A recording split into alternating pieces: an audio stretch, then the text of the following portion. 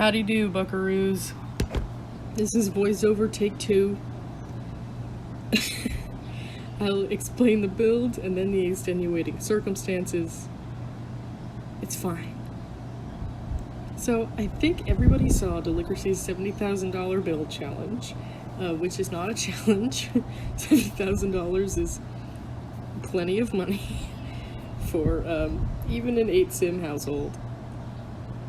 And I think most of us know that at this point. So I'm not gonna lie, I haven't watched much of that video, but I think we're all aware that that's quite an easy task. But I saw that, and I was like, yeah, I'm gonna do a $70,000 build. I'm doing it deli style. I don't usually build industrial the way she does. She always has like exposed brick and modern roofing, all sorts of things I just generally don't do. I thought it sounded like a good idea, so jumped into this. I have completely forgotten what I was talking about the first time, and now that I've covered it, I'm gonna forget to tell you completely all of the things that I covered the first time. So if things don't make sense, I guess just ask in the comments, and I'll probably answer you. Anyway, the extenuating circumstances. So, my family just moved out of a house that we've lived in for my whole life, and for context, I'll be 19 at the end of May, in like exactly a month. I'll be 19. And we moved everything out of that house and into a 2-bedroom, 3rd floor walk-up. We are in a 2-bedroom apartment with no elevator on the 3rd floor, which has been interesting. And obviously, it's COVID time. So there's 4 humans and a dog here right now in this 2-bedroom apartment, which doesn't work, if you're wondering. It's not pleasant. And that also means that I live in the living room at the moment behind a divider. And it's been, it's been fine. I'm not gonna lie to you. It's not a disaster. It's not the end of the world. We're getting by. There are definitely people in worse circumstances. But for the past 2 hours, I was sitting here. This build only took about 2 hours total, but I spread it over 2 days because obviously I'm trying to finish classes, and we were literally moving, and I'm in a different state from my classes, and things just aren't going the best. So it's taken me a while to get a build that I don't hate and to actually finish the build. So here's my build, obviously, and I spent the last 2 hours finishing it, getting all my screenshots, handling things that I wanted to get handled, putting it up on the gallery, and I checked and it is up on the gallery. I forget to do that so much, but it's on the gallery, and it's been dead silent. For the past 2 hours, it's been dead silent in the house while I finished all this stuff.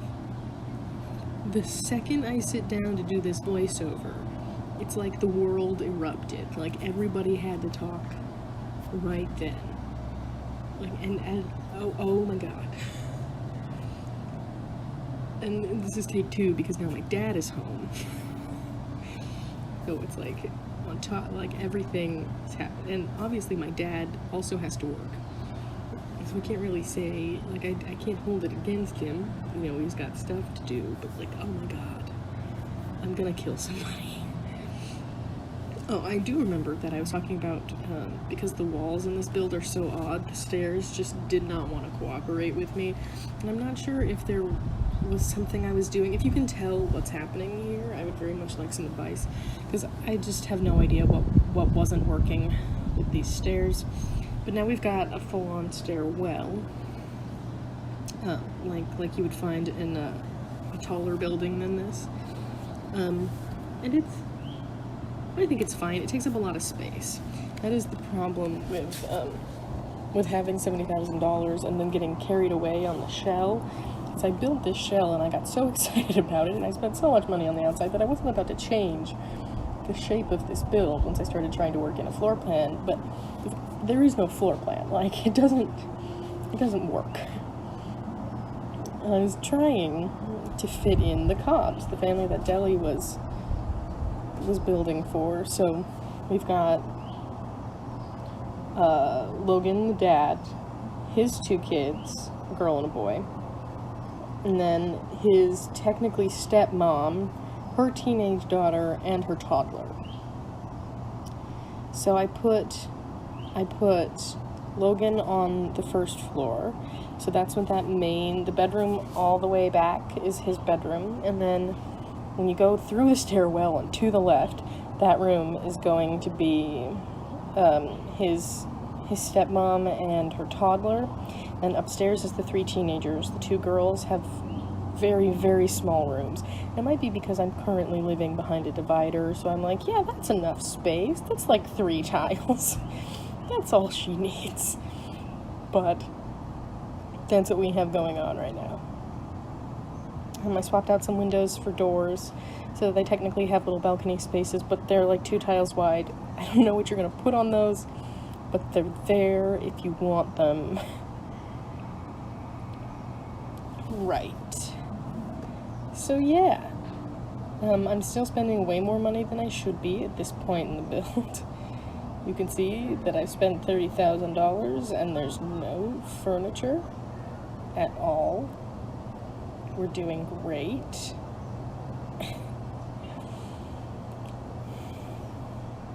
Yeah. So, how's everybody doing? You guys good? You guys, got COVID, or you do not? Yeah, I don't really have a lot happening well, that's a lie, okay. I have so much happening right now, like, everything is happening. But none of it is, like, stuff I, A, want to do, or B, care about. So it's basically nothing. Or a stressor. I certainly have a lot of stressors happening right now. I've been trying to put a radio, there we go. Sorry. A radio in every build. If not in the living room, then in, like, somebody's bedroom. Because Sims just really love to dance, and it's free, and it's easy, and it builds their fun need. So you just make the one expense of the radio, and your whole household can just sit in front of the radio dancing and build their fun, which is something I very much appreciate. I have this kitchen table that's like a casual dining area, and then I have a regular full-on dining area. I've been trying to build proper dining rooms for families. Less because I have dinner parties or anything like that, and more just because I just like them to have more space, especially if it's a big family. Not necessarily to eat together, but to, like, sit down and do homework and all of that random stuff. So yeah, so I gave them a formal dining space. There's a lot of really blank walls in this build, because, like I said, I got carried away money-wise. You can see I've furnished 3 rooms, and I've already spent $50,000. I have no money anymore. I spent way too much money in the first 3 rooms and on the outside, and everything else is just what I could find. Put some lighting in the weird stairwell.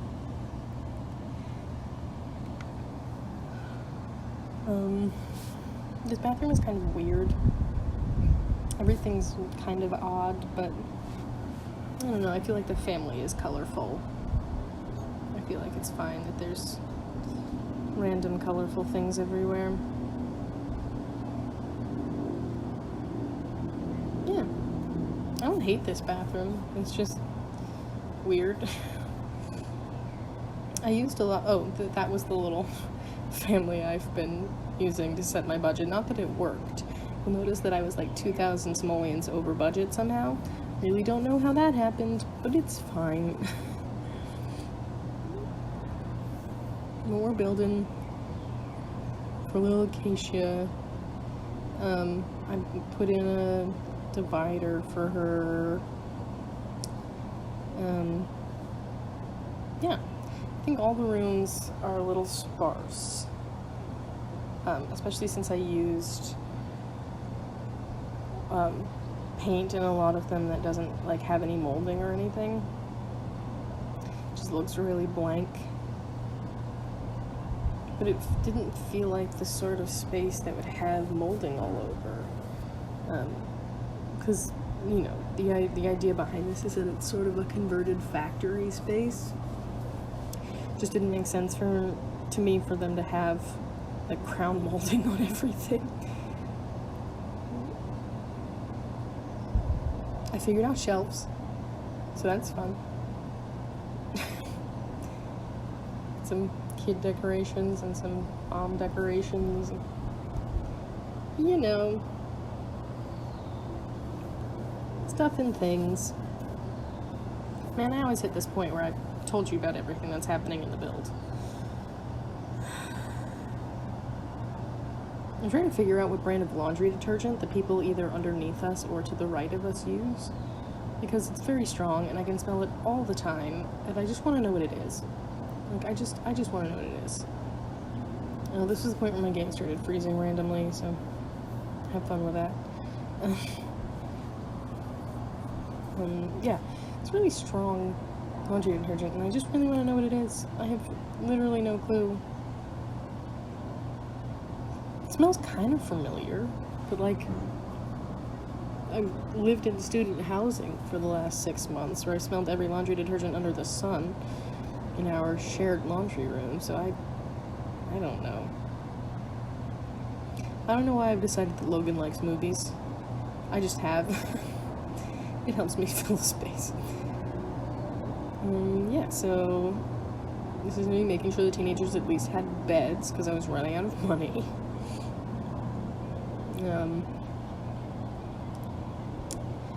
Yeah, I used all the tiny living stuff so that it wouldn't seem so small in their spaces, but I mean, it's pretty small.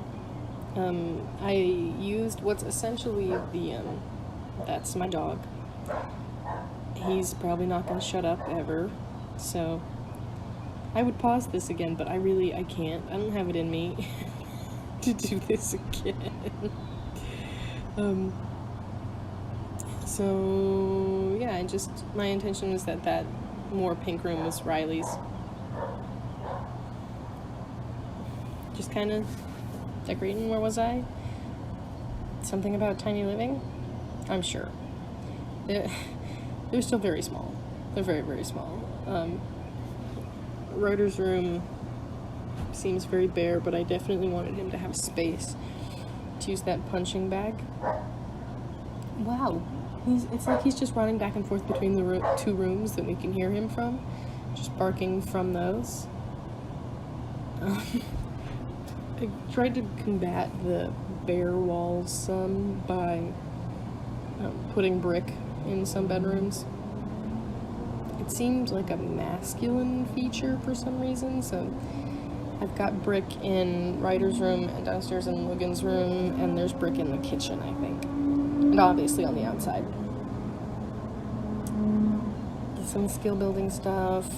I go out to the gazebo.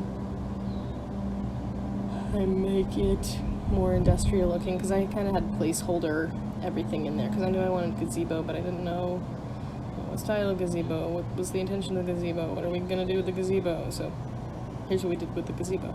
It's very basic. Put some lighting out there, they can go sit out there, those are functional benches.